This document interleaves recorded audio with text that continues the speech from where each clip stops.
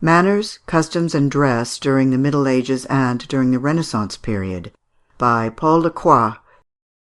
Private life in the castles, the towns, and the rural districts. The Merovingian castles. Pastimes of the nobles. Hunting. War. Domestic arrangements.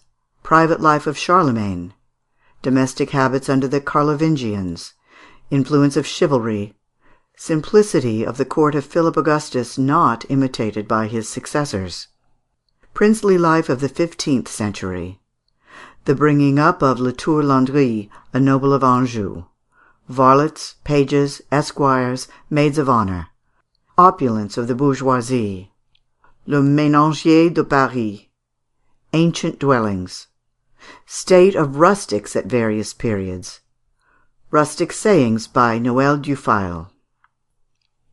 Augustin Thierry, taking Gregory of Tours, the Merovingian Herodotus, as an authority, thus describes a royal domain under the first royal dynasty of France. This dwelling in no way possessed the military aspect of the château of the Middle Ages. It was a large building surrounded with porticos of Roman architecture, sometimes built of carefully polished and sculptured wood, which in no way was wanting in elegance. Around the main body of the building were arranged the dwellings of the officers of the palace, either foreigners or Romans, and those of the chiefs of companies, who, according to Germanic custom, had placed themselves and their warriors under the king, that is to say, under a special engagement of vassalage and fidelity. Other houses of less imposing appearance were occupied by a great number of families who worked at all sorts of trades, such as jewellery, the making of arms, weaving, currying, the embroidering of silk and gold, cotton, etc. Farm buildings, paddocks, cow-houses, sheepfolds, barns, the houses of agriculturalists, and the cabins of the serfs completed the royal village, which perfectly resembled, although on a larger scale, the villages of ancient Germany. There was something, too, in the position of these dwellings which resembled the scenery beyond the Rhine. The greater number of them were on the borders, and some few in the centre of great forests, which have since been partly destroyed, and the remains of which we so much admire.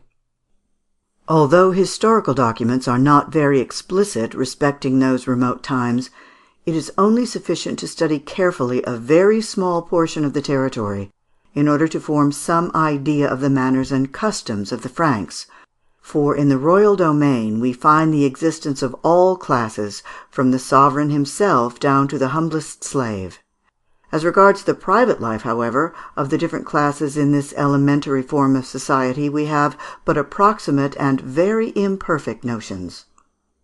It is clear, however, that as early as the beginning of the Merovingian race, there was much more luxury and comfort among the upper classes than is generally supposed. All the gold and silver furniture, all the jewels, all the rich stuffs which the Gallo-Romans had amassed in their sumptuous dwellings, had not been destroyed by the barbarians. The Frank kings had appropriated the greater part, and the rest had fallen into the hands of the chiefs of companies in the division of spoil. A well-known anecdote, namely that concerning the vase of Soissons, which King Clovis wished to preserve, and which a soldier broke with an axe, proves that many gems of ancient art must have disappeared, owing to the ignorance and brutality of the conquerors, although it is equally certain that the latter soon adopted the tastes and customs of the native population. At first they appropriated everything that flattered their pride and sensuality. This is how the material remains of the civilization of the Gauls were preserved in the royal and noble residences, the churches, and the monasteries. Gregory of Tours informs us that when Fredegonda, wife of Chilperic, gave the hand of her daughter Ragusa to the son of the Gothic king, 50 chariots were required to carry away all the valuable objects which composed the princess's dower. A strange family scene related by the same historian gives us an idea of the private habits of the court of that terrible queen of the Franks. The mother and daughter had frequent quarrels, which sometimes ended in the most violent encounters. Fredegonde said one day to Rigouthe, "Why do you continually trouble me? Here are the goods of your father, take them, and do as you like with them." And conducting her to a room where she locked up her treasures, she opened a large box filled with valuables. After having pulled out a great number of jewels which she gave to her daughter, she said, "I am tired. Put your own hands in the box and take what you find." Rigouthe bent down to reach the objects placed at the bottom of the box, upon which Fredegonde immediately lowered the lid on her daughter and pressed upon it with so much force that the eyes began to start out of the princess's head. A maid began screaming, "Help! My mistress is being murdered by her mother!" And Rigouthe was saved from an untimely end. It is further related that this was only one of the minor crimes attributed by history to Fredegonde the Terrible, who always carried a dagger or poison about with her. Amongst the Franks, as amongst all barbaric populations, hunting was the pastime preferred when war was not being waged. The Merovingian nobles were therefore determined hunters, and it frequently happened that hunting occupied whole weeks, and took them far from their homes and families. But when the season or other circumstances prevented them from waging war against men or beasts, they only cared for feasting and gambling. To these occasions they gave themselves up with a determination and wildness well worthy of those semi-civilised times.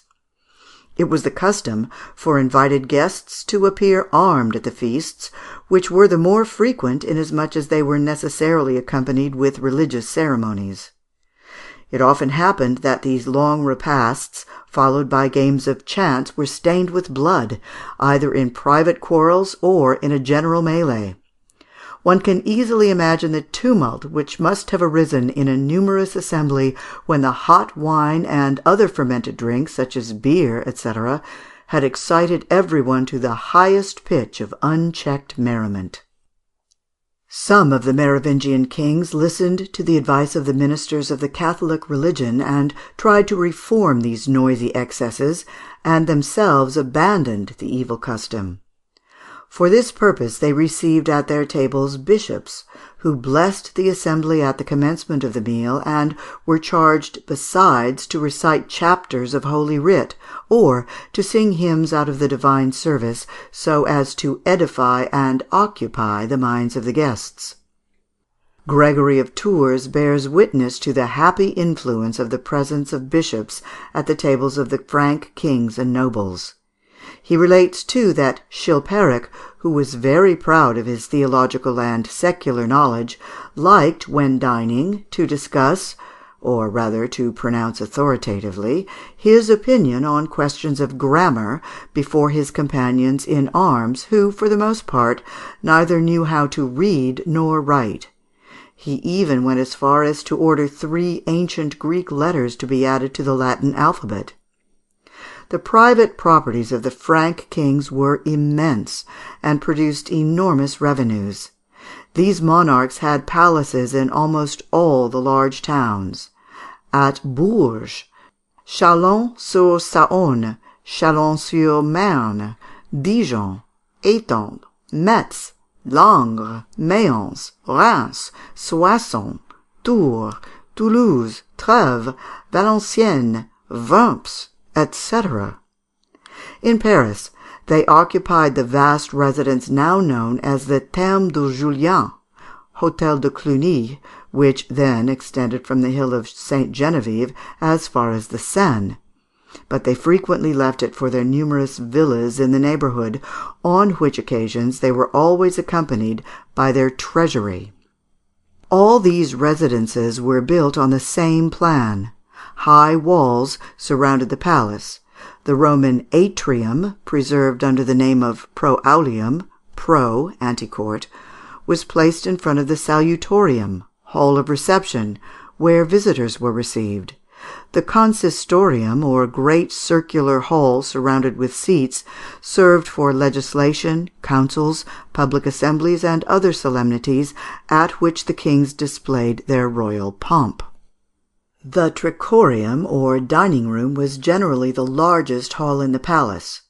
2 rows of columns divided it into 3 parts, one for the royal family, one for the officers of the household, and the third for the guests, who were always very numerous.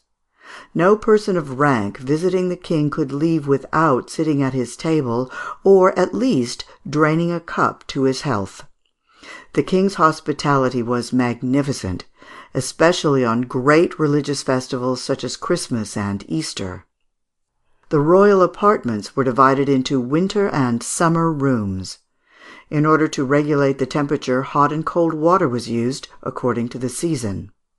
This circulated in the pipes of the hypocaust, or the subterranean furnace which warmed the baths.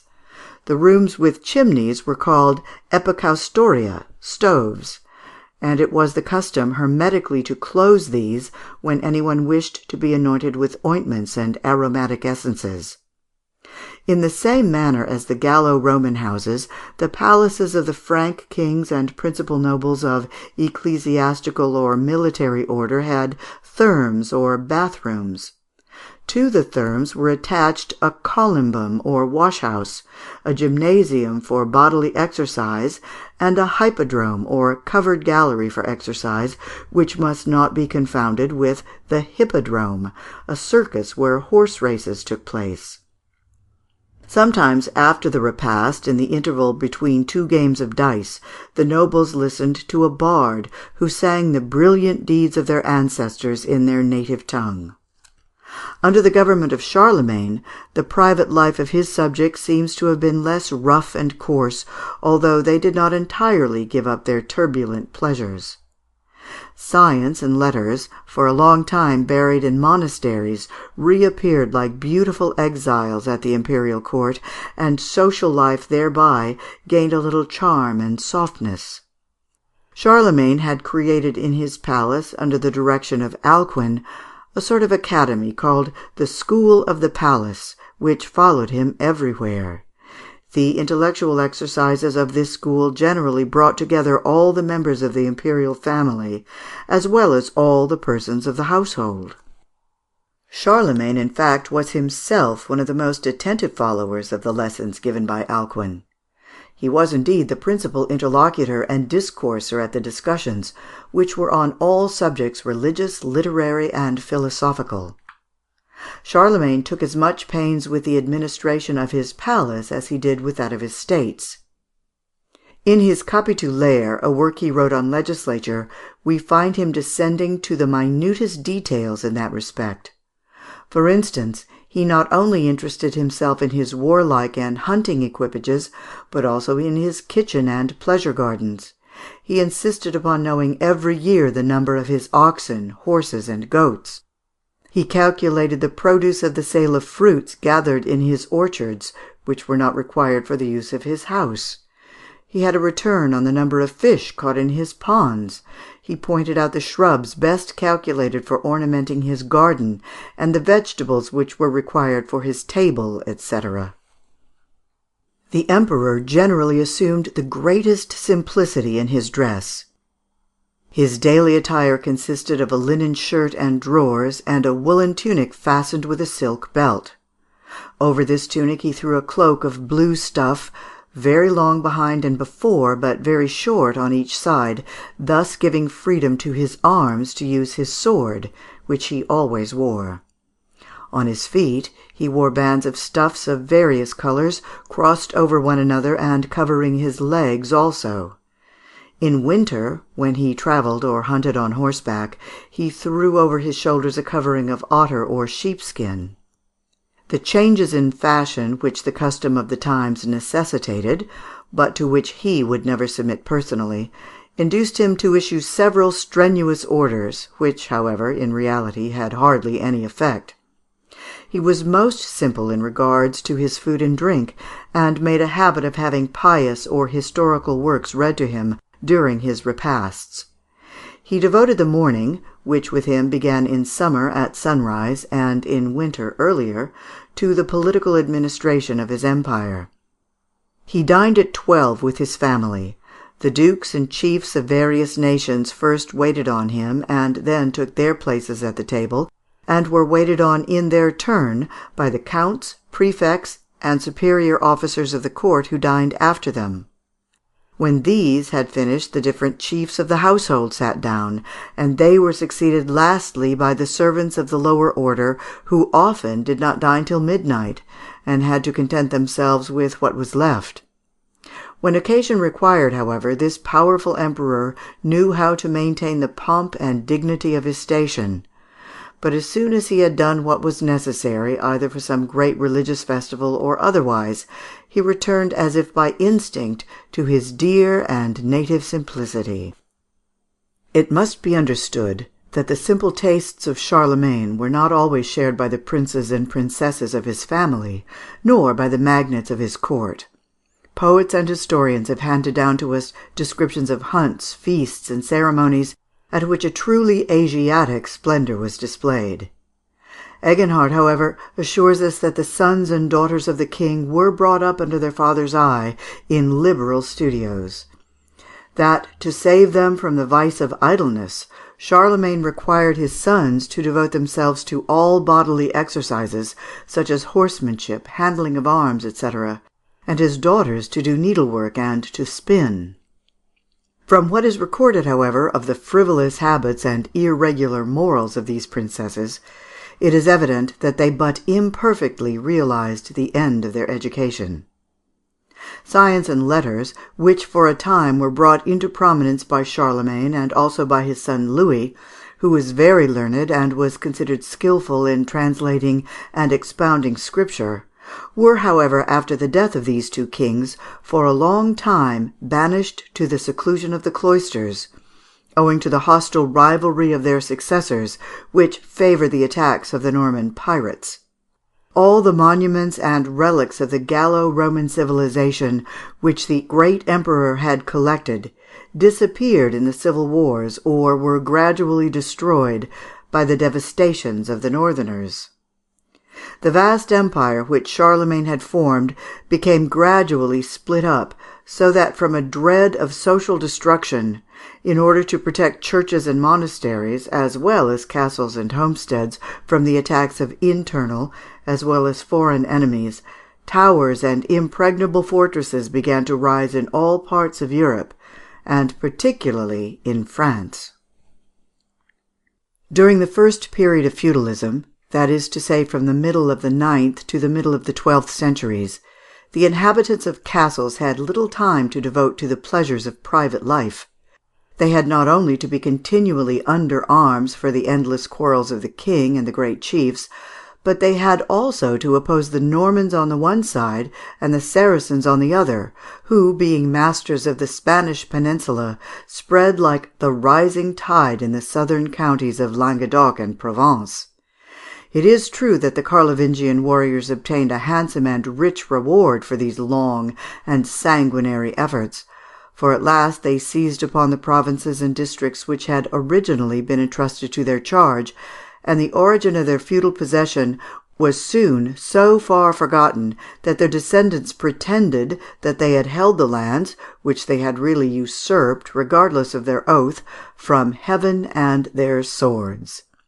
It is needless to say that at the time the domestic life in these castles must have been dull and monotonous, although, according to M. Guizot, the loneliness which was the result of this rough and laborious life became by degrees the pioneer of civilization. When the owner of the fief left his castle, his wife remained there, though in a totally different position from that which women generally held. She remained as mistress representing her husband, and was charged with the defence and honour of the fief. This high and exalted position in the centre of domestic life often gave to women an opportunity of displaying dignity, courage, virtue, and intelligence, which would otherwise have remained hidden, and no doubt contributed greatly to their moral development and to the general improvement of their condition. The importance of children, and particularly of the eldest son, was greater in feudal houses than elsewhere. The eldest son of the noble was, in the eyes of his father and of all his followers, a prince and heir presumptive, and the hope and glory of the dynasty. These feelings, and the domestic pride and affection of the various members one to another, united to give families much energy and power. Add to this the influence of Christian ideas, and it will be understood how this lonely, dull, and hard castle life was nevertheless favourable to the development of domestic society, and to that improvement in the condition of women which plays such a great part in the history of our civilization. Whatever opinion may be formed of chivalry, it is impossible to deny the influence which this institution exercised on private life in the Middle Ages. It considerably modified custom by bringing the stronger sex to respect and defend the weaker. These warriors, who were both simple and externally rough and coarse, required association and intercourse with women to soften them. In taking women and helpless widows under their protection, they were necessarily more and more thrown in contact with them. A deep feeling of veneration for women, inspired by Christianity and above all by the worship of the Virgin Mary, ran throughout the songs of the troubadours, and produced a sort of sentimental reverence for the gentle sex, which culminated in the authority which women had in the courts of love. We have now reached the reign of Philip Augustus, that is to say, the end of the 12th century. This epoch is remarkable not only for its political history, but also for its effect on civilization. Christianity had then considerably influenced the world. Arts, sciences, and letters, animated by its influence, again began to appear and to add charms to the leisure of private life. The castles were naturally the first to be affected by this poetical and intellectual regeneration, although it has been too much the custom to exaggerate the ignorance of those who inhabited them.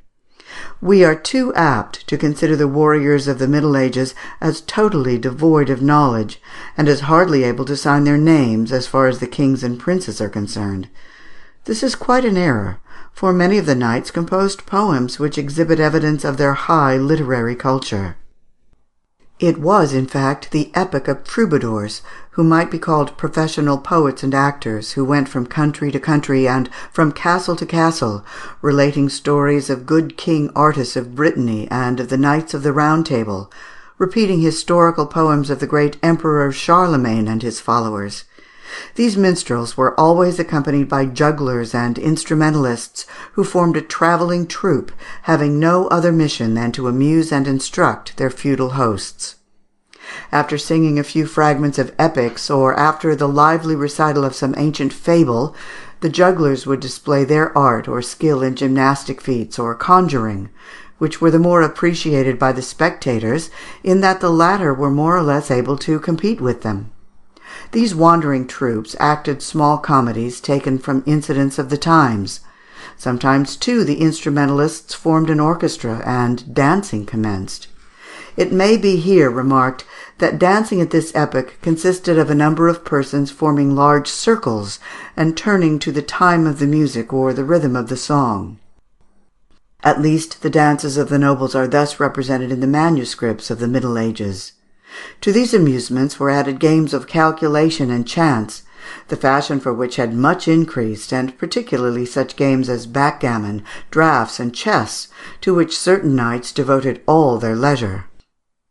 From the reign of Philip Augustus, a remarkable change seems to have taken place in the private life of kings, princes, and nobles. Although his domains and revenues had always been on the increase, this monarch never displayed, in ordinary circumstances at least, much magnificence. The accounts of his private expenses for the years 1202 and 1203 have been preserved, which enable us to discover some curious details bearing witness to the extreme simplicity of the court at that period. The household of the king or royal family was still very small. One chancellor, one chaplain, a squire, a butler, a few knights of the Temple, and some sergeants at arms were the only officers of the palace. The king and princes of his household only changed apparel 3 times during the year. The children of the king slept in sheets of serge, and their nurses were dressed in gowns of dark-coloured woolen stuff called brunette. The royal cloak, which was of scarlet, was jewelled, but the king only wore it on great ceremonies. At the same time, enormous expenses were incurred for implements of war, arrows, helmets with visors, chariots, and for the men-at-arms, whom the king kept in his pay. Louis IX personally kept up almost similar habits. The Sire de Joinville tells us in his chronicles that the Holy King, on his return from his first crusade, in order to repair the damage done to his treasury by the failure of this expedition, would no longer wear costly furs nor robes of scarlet, and contented himself with common stuffs trimmed with hareskin. He nevertheless did not diminish the officers of his household, which had already become numerous, and being no doubt convinced that royalty required magnificence, he surrounded himself with as much pomp as the times permitted. Under the two Philips, his successors, this magnificence increased and descended to the great vassals, who were soon imitated by the knights bannerets.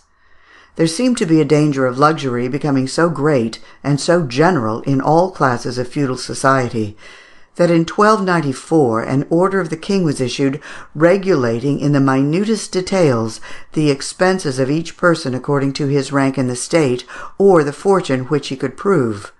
But this law had the fate of all such enactments, and was either easily evaded or was only partially enforced, and that with great difficulty. Another futile attempt to put it in practice was made in 1306, when the splendour of dress, of equipages, and of table had become still greater and more ruinous, and had descended progressively to the bourgeois and merchants. It must be stated in praise of Philip le Bel that, notwithstanding the failure of his attempts to arrest the progress of luxury, he was not satisfied with making laws against the extravagances of his subjects, for we find that he studied a strict economy in his own household, which recalled the austere times of Philip Augustus. Thus, in the curious regulations relating to the domestic arrangements of the palace, the Queen, Jeanne de Navarre, was allowed only 2 ladies and 3 maids of honour in her suite, and she is said to have had only 2 4-horse carriages, one for herself and the other for these ladies. In another place these regulations require that a butler specially appointed should buy all the cloth and furs for the king, take charge of the key of the cupboards where these are kept, know the quantity given to the tailors to make clothes, and check the accounts when the tailors send in their claims for the price of their work. After the death of the pious Jeanne de Navarre, to whom perhaps we must attribute the wise measures of her husband Philip le Bel, the expenses of the royal household materially increased, especially on the occasions of the marriages of the 3 sons of the king from 1305 to 1307. Gold, diamonds, pearls, and precious stones were employed profusely, both for the king's garments and for those of the members of the royal family. The accounts of 1307 mention considerable sums paid for carpets, counterpanes, robes, worked linen, etc. A chariot of state, ornamented and covered with paintings, and gilded like the back of an altar, is also mentioned, and must have been a great change to the heavy vehicles used for travelling in those days. Down to the reign of Saint Louis, the furniture of castles had preserved a character of primitive simplicity, which did not, however, lack grandeur. The stone remained uncovered in most of the halls, or else it was whitened with mortar and ornamented with moulded roses and leaves coloured in distemper. Against the wall, and also against the pillars supporting the arches, arms and armour of all sorts were hung, arranged in suits and interspersed with banners and pennants or emblazoned standards. In the great middle hall or dining room, there was a long massive oak table with benches and stools of the same wood. At the end of this table there was a large arm-chair, overhung with a canopy of golden or silken stuff, which was occupied by the owner of the castle, and only relinquished by him in favour of his superior or sovereign. Often the walls of the hall of state were hung with tapestry, representing groves of cattle, heroes of ancient history, or events in the romance of chivalry. The floor was generally paved with hard stone or covered with enamelled tiles. It was carefully strewn with scented herbs in summer and straw in winter. Philip Augustus ordered that the Hôtel Dieu of Paris should receive the herbs and straw which was daily removed from the floors of his palace. It was only very much later that this troublesome system was replaced by mats and carpets. The bedrooms were generally at the top of the towers, and had little else by way of furniture besides a very large bed, with or without curtains, a box in which clothes were kept, and which also served as a seat, and a prie-dieu chair, which sometimes contained prayer or other books of devotion. These lofty rooms, whose thick walls kept out the heat in summer and the cold in winter, were only lighted by a small window or loophole, closed with a square of oiled paper or of thin horn.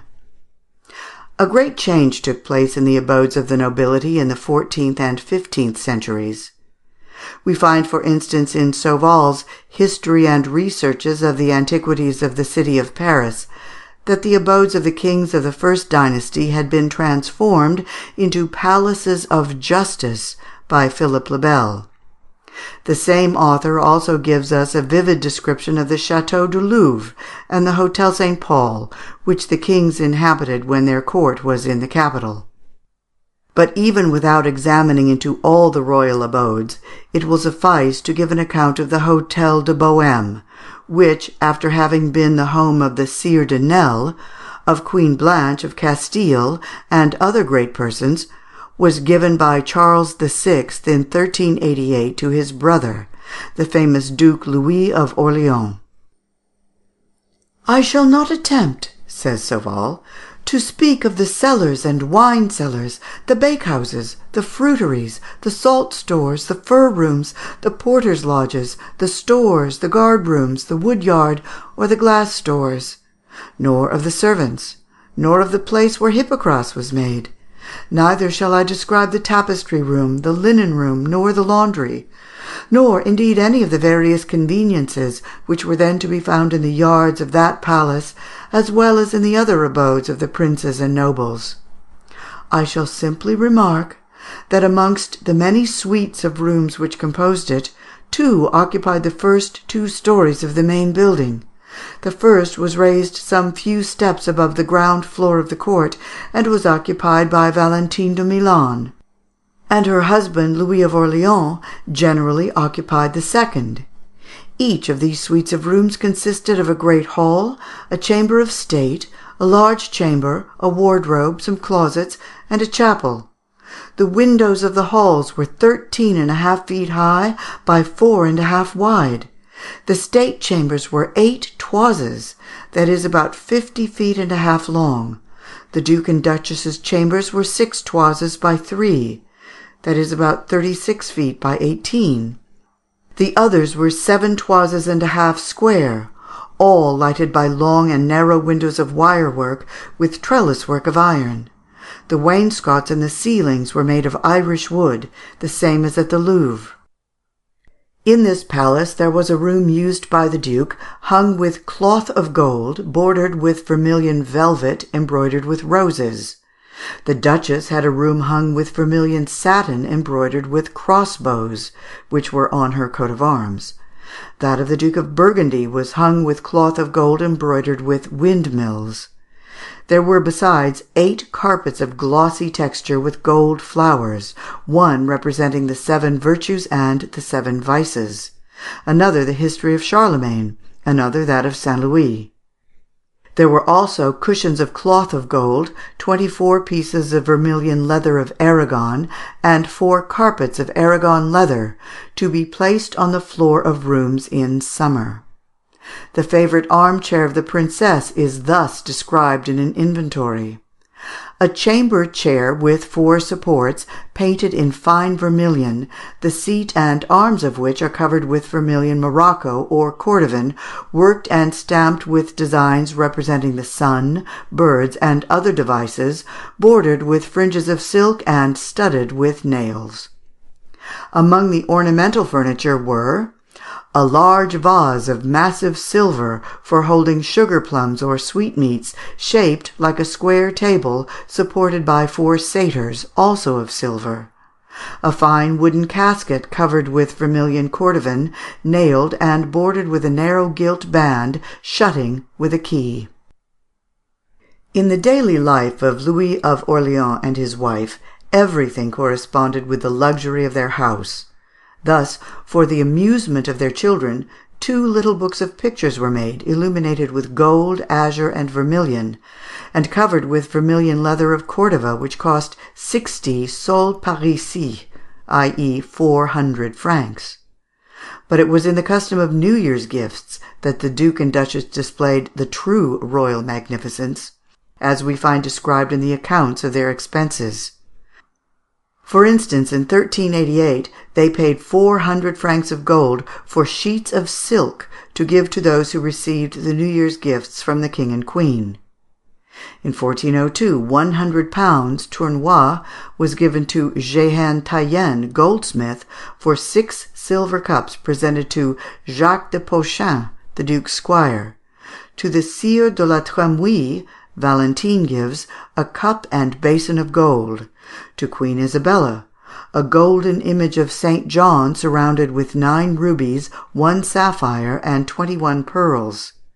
To Mademoiselle de Luxembourg, another small golden sacred image surrounded with pearls. And lastly, in an account of 1394 headed "Portion of gold and silver jewels bought by Madame la Duchesse d'Orléans as a New Year's gift," we find a clasp of gold studded with 1 large ruby and 6 large pearls given to the king, 3 paternosters for the king's daughters, and 2 large diamonds for the Dukes of Burgundy and Berry. Such were the habits in private life of the royal princes under Charles VI. And it can easily be shown that the example of royalty was followed not only by the court, but also in the remotest provinces. The great tenants or vassals of the crown each possessed several splendid mansions in their fiefs. The Dukes of Burgundy at Souvigny, at Moulins, and at Bourbon-l'Archambault; the Counts of Champagne at Troyes; the Dukes of Burgundy at Dijon; and all the smaller nobles made a point of imitating their superiors. From the 15th to the 16th centuries, the provinces which now compose France were studded with castles, which were as remarkable for their interior architecture as for the richness of their furniture; and it may be asserted that the luxury which was displayed in the dwellings of the nobility was the evidence, if not the result, of a great social revolution in the manners and customs of private life. At the end of the 14th century there lived a much respected noble of Anjou, named Geoffrey de la Tour-Landry, who had 3 daughters. In his old age he resolved that, considering the dangers which might surround them in consequence of their inexperience and beauty, he would compose for their use a code of admonitions which might guide them in the various circumstances of life.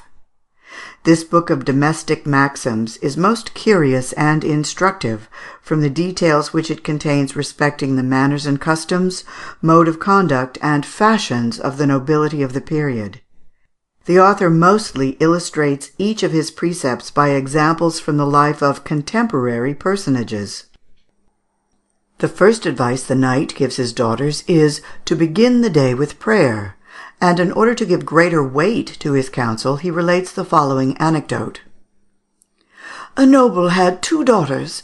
The one was pious, always saying her prayers with devotion, and regularly attending the services of the church. She married an honest man, and was most happy. The other, on the contrary, was satisfied with hearing low mass, and hurrying once or twice through the Lord's Prayer, after which she went off to indulge herself with sweetmeats. She complained of headaches, and required careful diet. She married a most excellent knight, but one evening, taking advantage of her husband being asleep, she shut herself up in one of the rooms of the palace, and, in company with the people of the household, began eating and drinking in the most riotous and excessive manner. The knight awoke, and, surprised not to find his wife by his side, got up, and, armed with a stick, betook himself to the scene of festivity. He struck one of the domestics with such force that he broke his stick in pieces, and one of the fragments flew into the lady's eye and put it out. This caused her husband to take a dislike to her, and he soon placed his affections elsewhere. "My pretty daughters," the moralizing parent proceeds, "be courteous and meek, for nothing is more beautiful, nothing so secures the favour of God and the love of others. Be then courteous to great and small, speak gently with them. I have seen a great lady take off her cap and bow to a simple ironmonger. One of her followers seemed astonished. 'I prefer,' she said, 'to have been too courteous toward that man than to have been guilty of the least incivility to a knight.'" La Tour-Landry also advised his daughters to avoid outrageous fashions in dress. "Do not be hasty in copying the dress of foreign women. I will relate a story on this subject respecting a bourgeoise of Guyenne and the Sire de Beaumanoir. The lady said to him, 'Cousin, I come from Brittany, where I saw my fine cousin your wife, who was not so well dressed as the ladies of Guyenne and many other places. The borders of her dress and of her bonnet are not in fashion.' The sire answered, 'Since you find fault with the dress and cap of my wife, and as they do not suit you, I shall take care in future that they are changed, but I shall be careful not to choose them similar to yours. Understand, madam, that I wish her to be dressed according to the fashion of the good ladies of France and of this country, and not like those of England. It was these last who first introduced into Brittany the large borders, the bodices opened on the hips, and the hanging sleeves. I remember the time and saw it myself, and I have little respect for women who adopt these fashions." Respecting the high headdresses which cause women to resemble stags who are obliged to lower their heads to enter a wood, the knight relates what took place in 1392 at the fête of Sainte Marguerite. "There was a young and pretty woman there, quite differently dressed from the others. Everyone stared at her as if she had been a wild beast. One respectable lady approached her and said, 'My friend, what do you call that fashion?' She answered, 'It is called the gibbet dress.' 'Indeed, but that is not a fine name,' answered the old lady. Very soon the name of gibbet dress got known all around the room, and everyone laughed at the foolish creature who was thus bedecked. This headdress did in fact owe its name to its summit, which resembled a gibbet. These extracts from the work of this honest knight suffice to prove that the customs of French society had, as early as the end of the 14th century, taken a decided character which was to remain subject only to modifications introduced at various historical periods. Amongst the customs which contributed most to the softening and elegance of the feudal class, we must cite that of sending into the service of the sovereign for some years all the youths of both sexes under the names of varlets, pages, squires, and maids of honour. No noble of whatever wealth or power ever thought of depriving his family of this apprenticeship and its accompanying chivalric education. Up to the end of the 12th century, the number of domestic officers attached to a castle was very limited. We have seen, for instance, that Philip Augustus contented himself with a few servants, and his queen with 2 or 3 maids of honour. Under Louis IX., this household was much increased, and under Philip le Bel and his sons, the royal household had become so considerable as to constitute quite a large assemblage of young men and women. Under Charles VI., the household of Queen Isabella of Bavaria alone amounted to 45 persons, without counting the almoner, the chaplains, and clerks of the chapel, who must have been very numerous, since the sums paid to them amounted to the large amount of 460 francs of gold per annum. Under Charles VIII., Louis XII., and Francis I., the service of the young nobility, which was called apprenticeship of honour or virtue, had taken a much wider range. For the first families of the French nobility were most eager to get their children admitted into the royal household, either to attend on the king or queen, or, at any rate, on one of the princes of the royal blood. Anne of Brittany particularly gave special attention to her female attendants. She was the first, says Brantôme in his work on Illustrious Women, who began to form the great court of ladies which has descended to our days, for she had a considerable retinue both of adult ladies and young girls. She never refused to receive any one. On the contrary, she inquired of the gentlemen of the court if they had any daughters, ascertained who they were, and asked for them. It was thus that the Admiral de Gravel confided to the good Queen the education of his daughter Anne, who, at this school of the court of ladies, became one of the most distinguished women of her day. The same Queen, as Duchess of Brittany, created a company of 100 Breton gentlemen who accompanied her everywhere. They never failed, says the author of Illustrious Women, when she went to mass or took a walk, to await her return on the little terrace of Blois, which is still called Perche aux Bretons. She gave it this name herself, for when she saw them, she said, "These are my Bretons on the perch, waiting for me." We must not forget that this queen, who became successively the wife of Charles VIII. And of Louis XII., had taken care to establish a strict discipline amongst the young men and women who composed her court. She rightly considered herself the guardian of the honour of the former and of the virtue of the latter.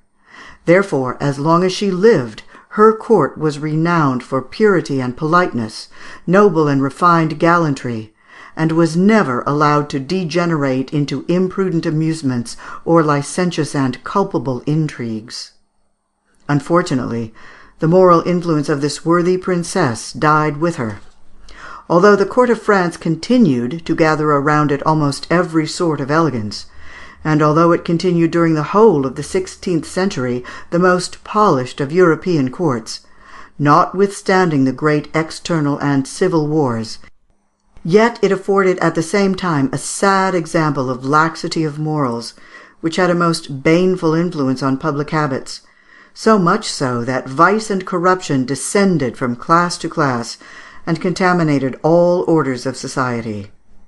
If we wished to make investigations into the private life of the lower orders of those times, we should not succeed as we have been able to do with that of the upper classes, for we have scarcely any data to throw light upon their sad and obscure history.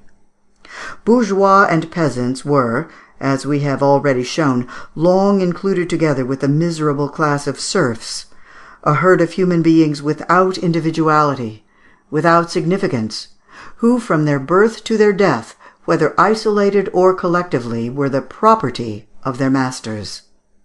What must have been the private life of this degraded multitude, bowed down under the most tyrannical and humiliating dependence, we can scarcely imagine. It was in fact but a purely material existence, which has left scarcely any trace in history. Many centuries elapsed before the dawn of liberty could penetrate the social strata of this multitude, thus oppressed and denuded of all power of action. The development was slow, painful, and dearly bought, but at last it took place. First of all, towns sprang up, and with them, or rather by their influence, the inhabitants became possessed of social life.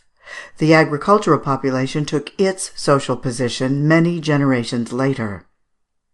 As we have already seen, the great movement for the creation of communes and bourgeoisies only dates from the unsettled period ranging from the 11th to the 13th centuries, and simultaneously we see the bourgeois appear, already rich and luxurious, parading on all occasions their personal opulence. Their private life could only be an imitation of that in the châteaux. By degrees, as wealth strengthened and improved their condition and rendered them independent, we find them trying to procure luxuries equal or analogous to those enjoyed by the upper classes, and which appear to them the height of material happiness.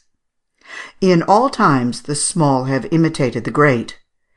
It was in vain that the great obstinately threatened by the exercise of their prerogatives to try and crush this tendency to equality which alarmed them, by issuing pecuniary edicts, summary laws, coercive regulations, and penal ordinances, By the force of circumstances, the arbitrary restrictions which the nobility laid upon the lower classes gradually disappeared, and the power of wealth displayed itself in spite of all their efforts to suppress it. In fact, occasions were not wanting in which the bourgeois class was able to refute the charge of unworthiness with which the nobles sought to stamp it. When taking a place in the council of the king, or employed in the administration of the provinces, many of its members distinguished themselves by firmness and wisdom. When called upon to assist in the national defence, they gave their blood and their gold with noble self-denial. And lastly, they did not fail to prove themselves possessed of those high and delicate sentiments of which the nobility alone claimed the hereditary possession. The bourgeois, says Arnaud de Marveil, one of the most famous troubadours of the 13th century, have divers sorts of merits. Some distinguish themselves by deeds of honour, others are by nature noble and behave accordingly. There are others thoroughly brave, courteous, frank, and jovial, who, although poor, find means to please by graceful speech, frequenting courts, and making themselves agreeable there. These, well versed in courtesy and politeness, appear in noble attire, and figure conspicuously at the tournaments and military games, proving themselves good judges and good company. Down to the 13th century, however rich their fathers or husbands might be, the women of the bourgeoisie were not permitted, without incurring a fine, to use the ornaments and stuffs exclusively reserved for the nobility. During the reigns of Philip Augustus and Louis IX, although these arbitrary laws were not positively abolished, a heavy blow was inflicted on them by the marks of confidence, esteem, and honour which these monarchs found pleasure in bestowing on the bourgeoisie. We find the first of these kings, when on the point of starting for a crusade, choosing 6 from amongst the principal members of the Parloir aux Bourgeois. It was thus that the first Hôtel de Ville, situated in the corner of the Place de la Grève, was named, to be attached to the Council of Regency, to whom he especially confided his will and the royal treasure.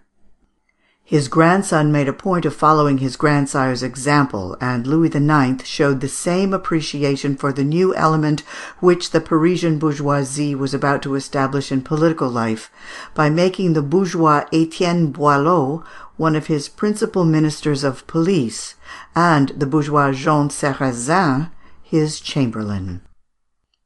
Under these circumstances, the whole bourgeoisie gloried in the marks of distinction conferred upon their representatives, and during the following reign, the ladies of this class, proud of their immense fortunes, but above all proud of the municipal powers held by their families, bedecked themselves, regardless of expense, with costly furs and rich stuffs, notwithstanding that they were forbidden by law to do so.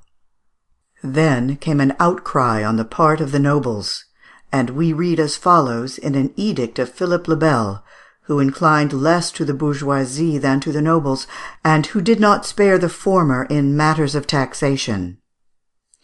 No bourgeois shall have a chariot, nor wear gold, precious stones, or crowns of gold or silver. Bourgeois, not being either prelates or dignitaries of state, shall not have tapers of wax. A bourgeois possessing 2,000 pounds tournois or more may order for himself a dress of 12 sous 6 deniers, and one for his wife worth 16 sous at the most. The sou, which was but nominal money, may be reckoned as representing 20 francs, and the denier 1 franc.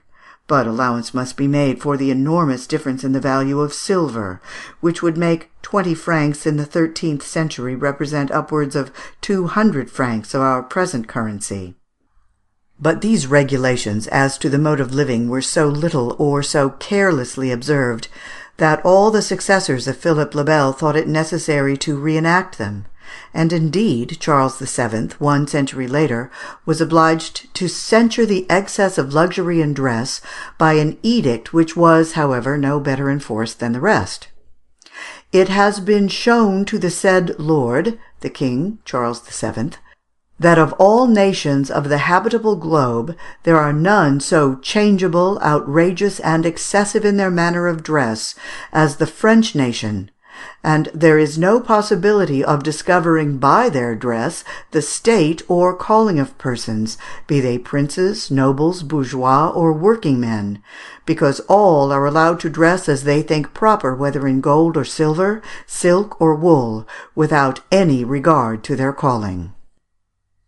At the end of the 13th century, a rich merchant of Valenciennes went to the court of the King of France wearing a cloak of furs covered with gold and pearls. Seeing that no one offered him a cushion, he proudly sat on his cloak.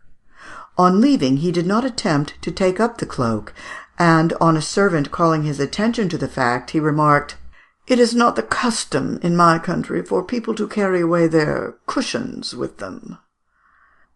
Respecting a journey made by Philip le Bel and his wife Jeanne de Navarre to the towns of Bruges and Ghent, the historian Jean Meyer relates that Jeanne, on seeing the costly array of the bourgeois of those two rich cities, exclaimed, "I thought I was the only queen here, but I see more than 600."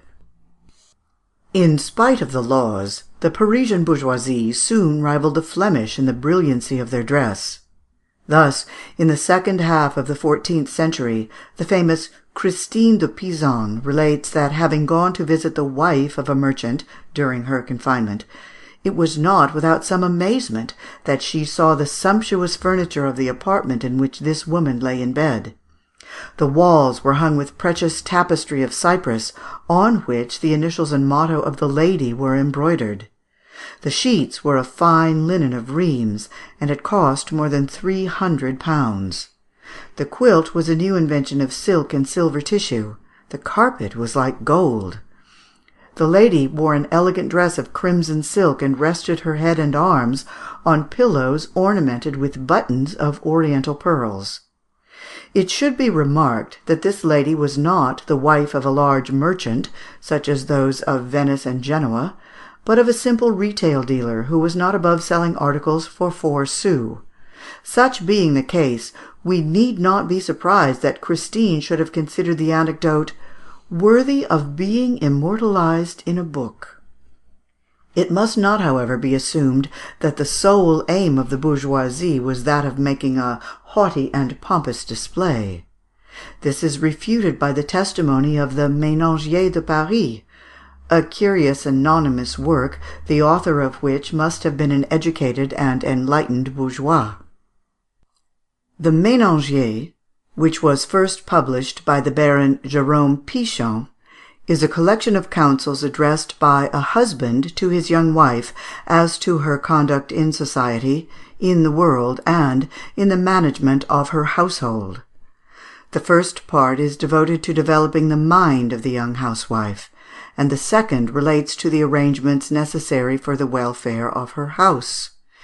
It must be remembered that the comparatively trifling duties relating to the comforts of private life which devolved on the wife were not so numerous in those days as they are now, but on the other hand they required an amount of practical knowledge on the part of the housewife which she can nowadays dispense with. Under this head the Ménagier is full of information. After having spoken of the prayers which a Christian woman should say morning and evening, the author discusses the great question of dress, which has ever been of supreme importance in the eyes of the female sex. "Know, dear sister," the friendly name he gives his young wife, "that in the choice of your apparel you must always consider the rank of your parents and mine, and also the state of my fortune. Be respectably dressed, without devoting too much study to it, without too much plunging into new fashions. Before leaving your room, see that the collar of your gown be well adjusted, and is not put on crooked." Then he dilates on the characters of women, which are too often wilful and unmanageable. On this point, for he is not less profuse in examples than the Chevalier de la Tour Landry, he relates an amusing anecdote worthy of being repeated and remembered. I have heard the bailiff of Tournai relate that he found himself several times at table with men long married, and that he had wagered with them the price of a dinner under the following conditions. The company was to visit the abode of each of the husbands successively, and any one who had a wife obedient enough immediately, without contradicting or making any remark, to consent to count up to 4, should win the bet. But, on the other hand, those whose wives showed temper, laughed, or refused to obey, would lose. Under these conditions, the company gaily adjourned to the abode of Robin, whose wife, called Marie, had a high opinion of herself. The husband said before all, "Marie, repeat after me what I shall say." "Willingly, sire." "Marie, say 1, 2, 3. But by this time Marie was out of patience, and said, "And 7 and 12 and 14. Why are you making a fool of me?" So that husband lost his wager. The company next went to the house of Maître Jean, whose wife Agnes Ska well knew how to play the lady. Jean said, "Repeat after me, 1." "And 2," answered Agnes Ska disdainfully, so he lost his wager. Tassin then tried, and said to Dame Tassin, "Count 1." "Go upstairs," she answered, "if you want to teach counting. I'm not a child." Another said, "Go away with you, you must have lost your senses," or similar words, which made the husbands lose their wagers. Those, on the contrary, who had well-behaved wives, gained their wager, and went away joyful. This amusing quotation suffices to show that the author of the Ménagier de Paris wished to adopt a jocose style, with a view to enliven the seriousness of the subject he was advocating. The part of his work in which he discusses the administration of the house is not less worthy of attention.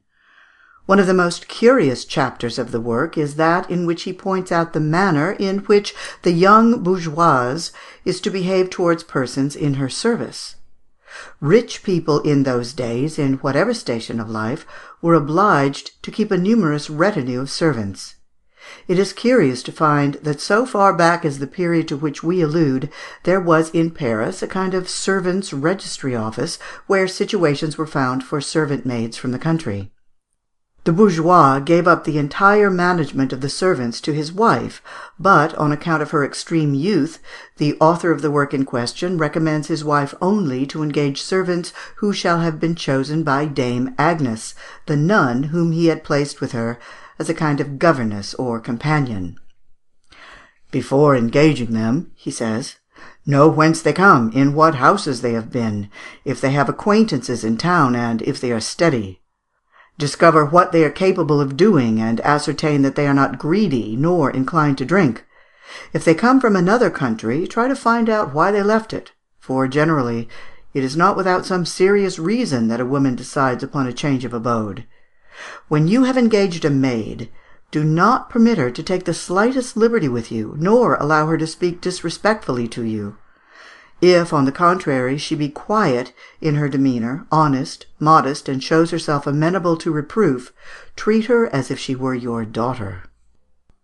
Superintend the work to be done, and choose among your servants those qualified for each special department. If you order a thing to be done immediately, do not be satisfied with the following answers: "It shall be done presently," or "tomorrow early." Otherwise, be sure you will have to repeat your orders. To these severe instructions upon the management of servants, the bourgeois adds a few words respecting their morality. He recommends that they not be permitted to use coarse or indecent language, or to insult one another.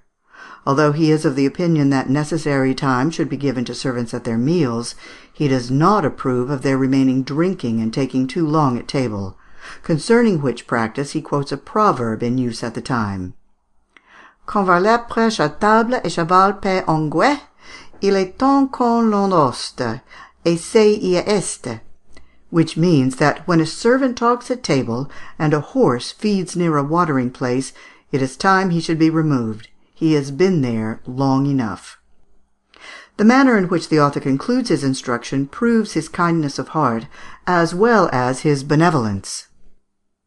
"If one of your servants falls sick, it is your duty, setting everything else aside, to see to his being cured. It was thus that a bourgeois of the 15th century expressed himself.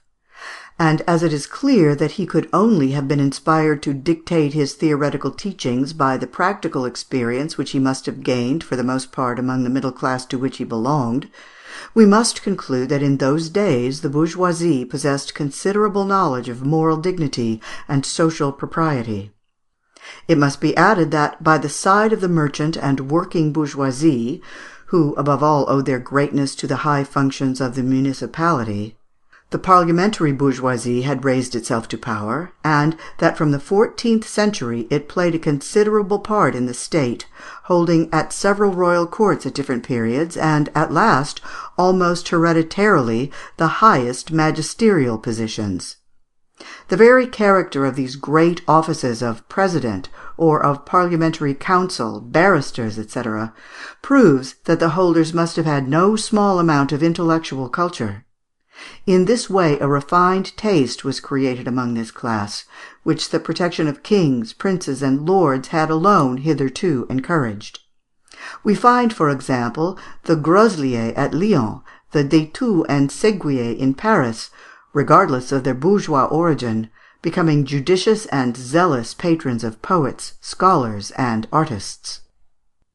A description of Paris, published in the middle of the 15th century, describes amongst the most splendid residences of the capital the hotels of Juvenal des Ursins, of Bureau de Damartin, of Guillaume Seguin, of Mademoiselle Baillet, of Martin Double, and particularly that of Jacques Douchier, situated in the Rue des Prouvaires, in which were collected at great cost collections of all kinds of arms, musical instruments, rare birds, tapestry, and works of art. In each church in Paris, and there were upwards of 100, the principal chapels were founded by celebrated families of the ancient bourgeoisie, who had left money for one or more masses to be said daily for the repose of the souls of their deceased members. In the burial grounds, and principally in that of the Innocents, the monuments of these families of Parisian bourgeoisie were of the most expensive character, and were inscribed with epitaphs in which the living vainly tried to immortalize the deeds of the deceased. Every one has heard of the celebrated tomb of Nicolas Flamel and Pernelle his wife, the cross of Bureau, the epitaph of Yolande Bailly, who died in 1514 at the age of 88, and who saw, or might have seen, 295 children descended from her. In fact, the religious institutions of Paris afford much curious and interesting information relative to the history of the bourgeoisie. For instance, Jean Allais, who levied a tax of 1 denier on each basket of fish brought to market, and thereby amassed an enormous fortune, left the whole of it at his death for the purpose of erecting a chapel called St. Agnes, which soon after became the church of St. Eustace. He further directed that, by way of expiation, his body should be thrown into the sewer which drained the offal from the market, and covered with a large stone. This sewer, up to the end of the last century, was still called Pont Allais. Very often, when citizens made gifts during their lifetime to churches or parishes, the donors reserved to themselves certain privileges which were calculated to cause the motives which had actuated them to be open to criticism.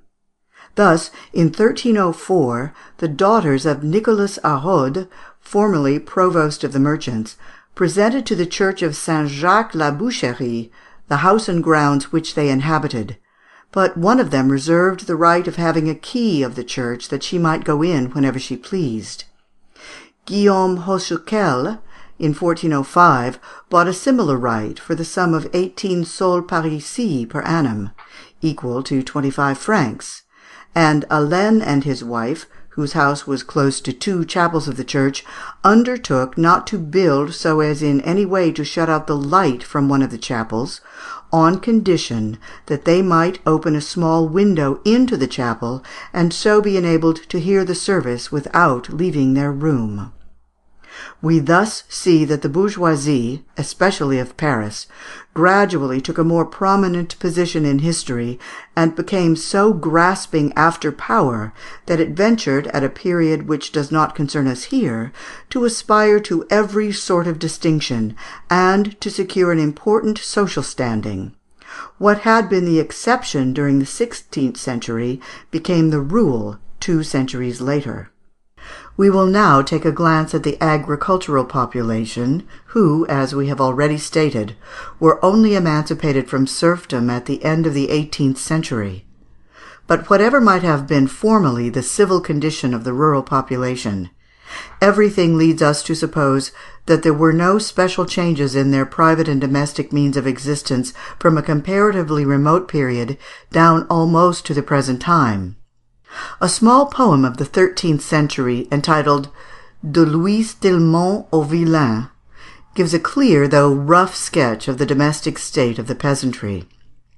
Strange as it may seem, it must be acknowledged that, with a few exceptions resulting from the progress of time, it would not be difficult, even at the present day, to find the exact type maintained in the country districts farthest away from the capital and large towns. At all events, they were faithfully represented at the time of the Revolution of 1789. We gather from this poem, which must be considered an authentic and most interesting document, that the manse, or dwelling of the villain, comprised 3 distinct buildings. The first for the corn, the second for the hay and straw, the third for the man and his family. In this rustic abode a fire of vine branches and faggots sparkled in a large chimney furnished with an iron pot-hanger, a tripod, a shovel, large fire-irons, a cauldron, and a meat-hook. Next to the fireplace was an oven, and in close proximity to this an enormous bedstead, on which the villain, his wife, his children, and even the stranger who asked for hospitality could all be easily accommodated. A kneading trough, a table, a bench, a cheese cupboard, a jug, and a few baskets made up the rest of the furniture. The villain also possessed other utensils, such as a ladder, a mortar, a hand mill, for everyone then was obliged to grind his own corn, a mallet, some nails, some gimlets, fishing lines, hooks, and baskets, etc. His working implements were a plough, a scythe, a spade, a hoe, large shears, a knife, and a sharpening stone. He also had a wagon, with harness for several horses, so as to be able to accomplish the different tasks required of him under feudal rights, either by his proper lord or by the sovereign. For the villain was liable to be called upon to undertake every kind of work of this sort.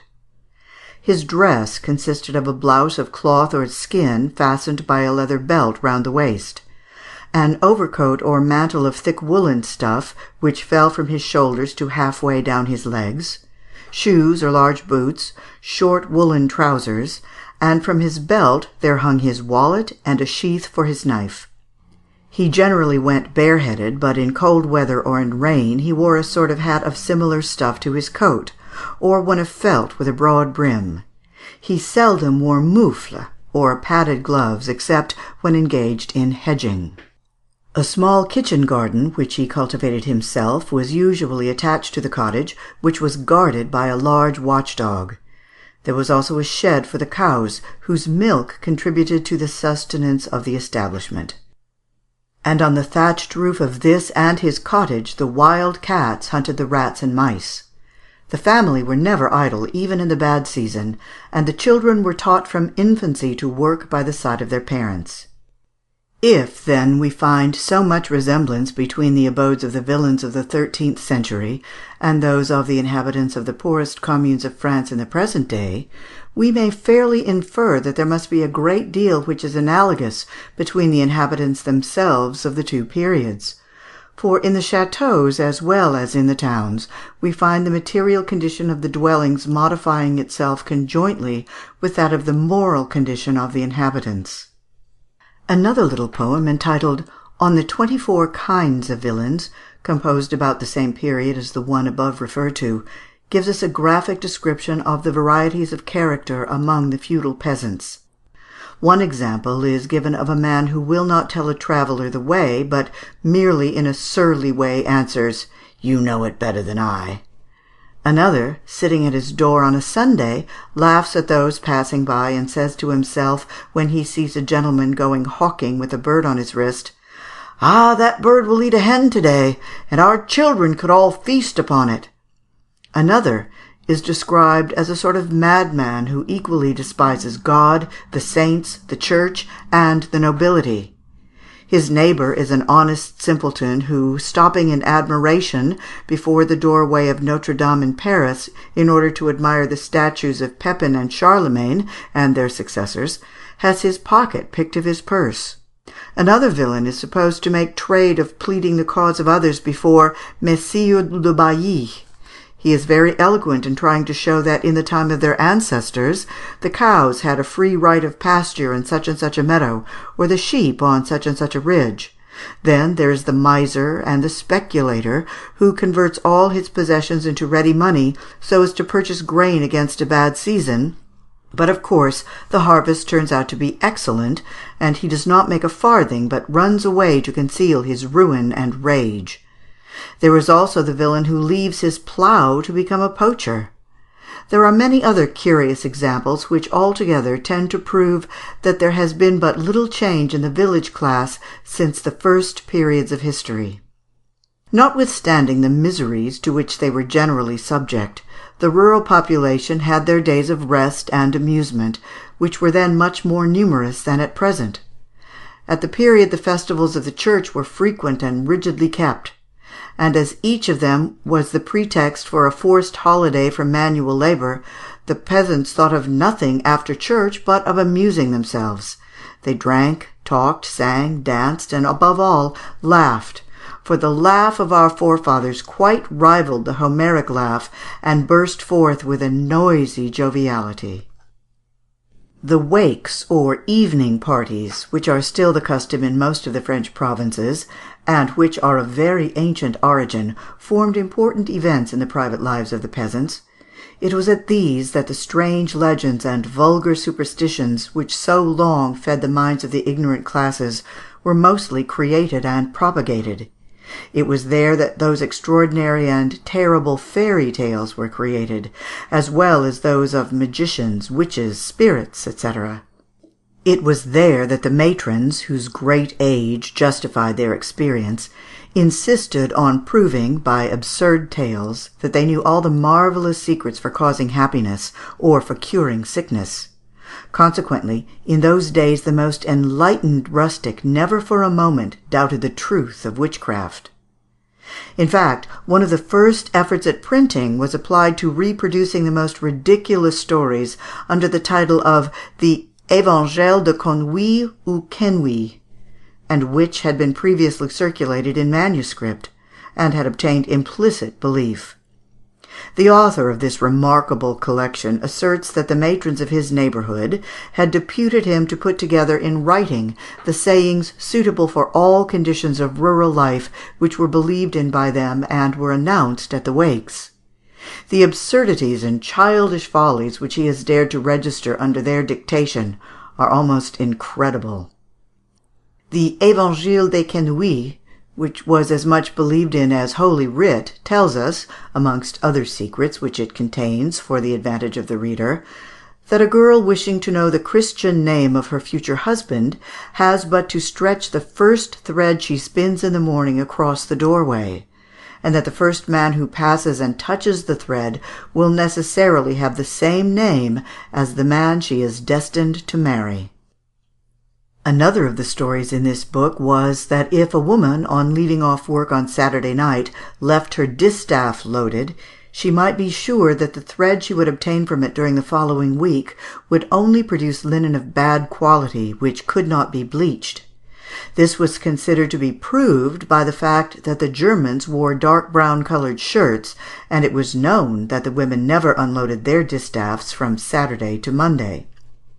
Should a woman enter a cow-house to milk her cows without saying, "God and St. Bridget bless you," she was thought to run the risk of the cows kicking and breaking the milk pail and spilling the milk.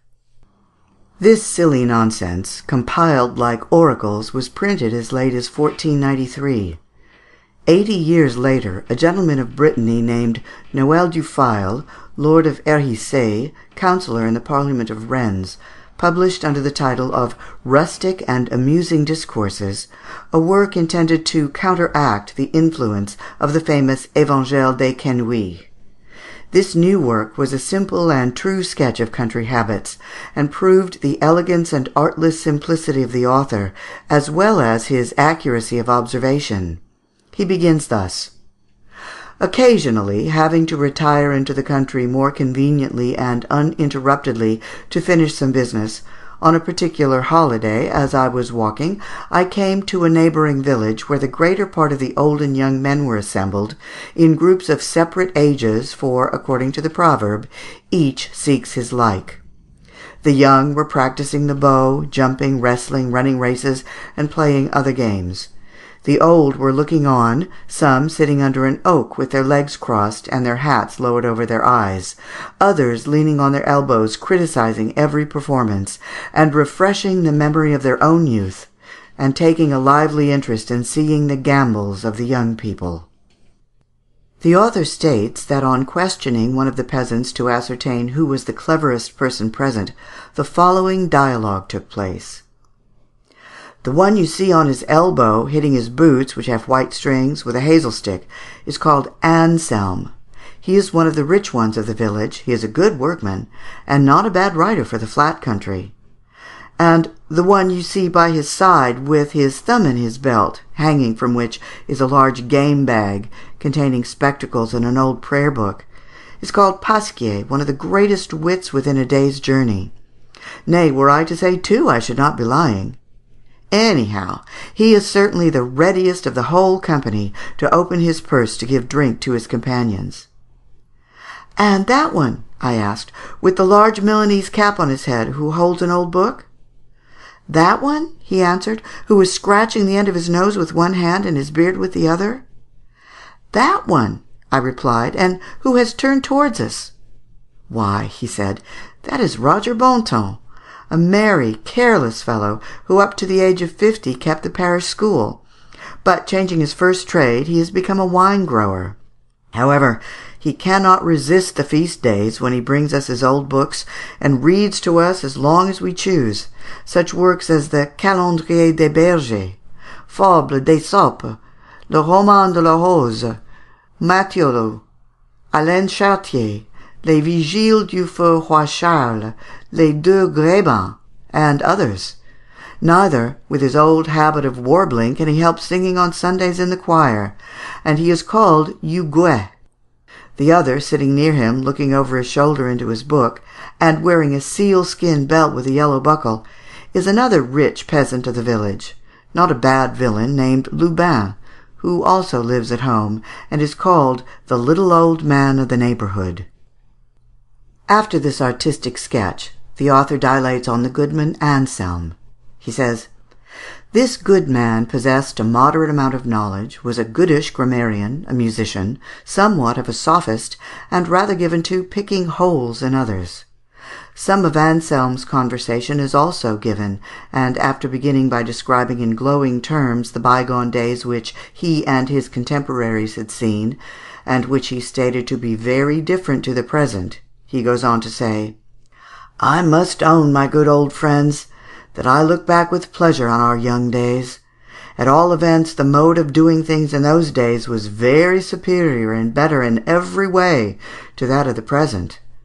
Oh, happy days! Oh, fortunate times when our fathers and grandfathers, whom may God absolve, were still among us.'